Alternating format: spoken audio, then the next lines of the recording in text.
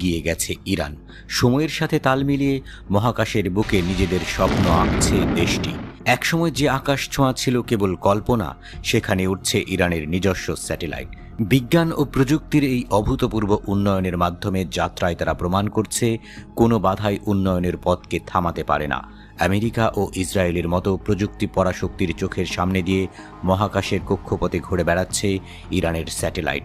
এসব স্যাটেলাইটের মাধ্যমে আমেরিকা ও ইসরায়েলের উপর গোয়েন্দা নজরদারি শুরু করেছে তারা। শুধু তাই নয়, ইরান এখন বিশ্বের হাতে গোনা কিছু দেশের মধ্যে যারা নিজেরাই স্যাটেলাইট তৈরি ও উৎক্ষেপণ করতে পারে।